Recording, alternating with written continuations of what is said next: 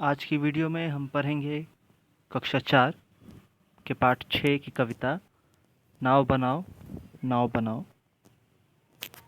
इस कविता के लेखक या कवि हैं हरिकृष्ण गुप्त। हरिकृष्ण गुप्त की कविता जो कि बच्चों के मनोभावों का, बच्चों के मन का काफ़ी बढ़िया चित्रण करती है कि बारिश के मौसम में कागज़ की नाव बनाकर चलाना किसे पसंद नहीं, हम सभी को पसंद होती है। और अगर कभी ऐसा मौका मिले तो हम ऐसा करते भी हैं। आप सब ने ही कभी न कभी ऐसा अवश्य किया होगा, इस बारिश में भी किया होगा कि जैसे ही आपको सड़क पर या नालों में या कहीं गड्ढों में पानी भरा मिला नहीं कि आपने कागज़ की नाव बनाकर उसमें तैराना शुरू कर दिया। तो प्रस्तुत कविता उसी घटना का, उसी प्रसंग का बड़ा ही बढ़िया चित्रण करता है। नाव बनाओ भैया मेरे जल्दी आओ। वह देखो पानी आया है, घिर घिर कर बादल छाया है, सात समुंदर भर लाया है, तुम रस का सागर भर लाओ भैया मेरे जल्दी आओ। यहाँ हम देख रहे हैं कि एक छोटा सा बालक अपने बड़े भाई को, अपने भैया को नाव चलाने के लिए बुला रहा है, क्योंकि बादलों में पानी जमा हो चुका है और वो किसी भी वक्त बरस सकता है। तो यह लड़का अपने भैया को बुला रहा है ताकि वह नाव लेकर आए और दोनों मिलकर इस समय का मौज उठा सकें, इस मौके का आनंद उठा सकें।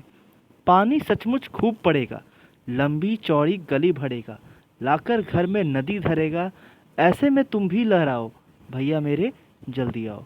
मतलब कि वो कह रहा है कि पानी खूब पड़ने वाली है, खूब सारी बारिश होने वाली है और पूरी गली, जो इतनी लंबी चौड़ी गली है, वो बिल्कुल पानी से भर जाएगी, वो जल से भर जाएगी। सो तुम आओ और इसमें अपनी नाव चलाओ भैया मेरे जल्दी आओ।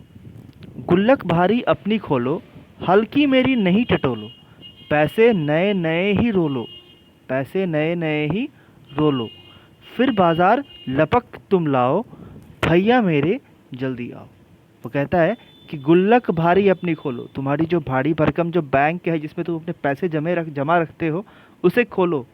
और हल्की मेरी, मेरी तो हल्की है, मेरी नहीं, अपनी खोलो, मेरी मत टटोलो। मतलब मेरे में ज़्यादा मत ढूंढो, अपनी गुल्लक खोलो और जो नए नए पैसे हैं उन्हें ही खर्च करो, उन्हें ही लुढ़काओ। ले आओ कागज़ चमकीला। वो कहता है कि अपनी गुल्लक से पैसे निकालो, अपने जमा पैसे निकालो और उससे चमकीला कागज़ ले आओ जो लाल, हरा या नीला या पीला हो और रंग बिरंगा खूब रंगीला। मतलब ऐसे कागज़ खरीद लाओ जिससे कि तुम्हारी जो नाव बने वो सबसे अलग, सबसे लुभावनी बने, सबसे खूबसूरत बने। कैंची चुटकी हाथ चलाओ भैया मेरे जल्दी आओ। वो कहता है कि कैंची, चुटकी, हाथ, मतलब अपने कला का प्रदर्शन करते हुए जल्दी से जल्दी नाव को बनाओ। छप छप कर कूड़े से अड़ती, बूंदों लहरों लड़ती बढ़ती।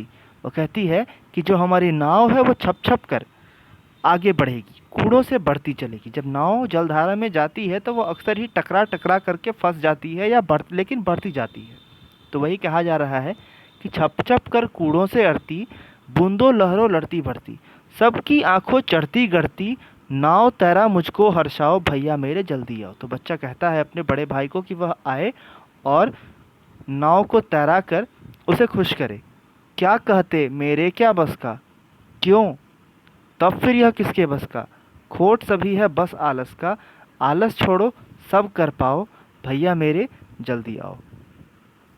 तो जो बड़ा भाई है वो कहता है कि मेरे बस का थोड़े ही है। तो फिर बच्चा पूछता है कि फिर ये किसके बस का है। यह तो सभी के आलस की बात है, यह तो सभी के आलस्य की बात है कि हम इस समय का आनंद उठाना नहीं चाहते। तो वह कहता है कि आलस छोड़ोगे तो सब कुछ पालोगे, नाव चलाने में जो मज़ा है, जो आनंद है, उसको खूब भले से पालोगे। अतः भैया मेरे जल्दी आओ। और इस कविता के कवि, कविता के लिखने वाले को कहते हैं कवि। तो इस कविता के कवि हैं हरिकृष्ण दास गुप्त। हरिकृष्ण दास गुप्त। आज के लिए इतना ही, अगली वीडियो में फिर से नए पाठ के साथ। तब तक के लिए धन्यवाद।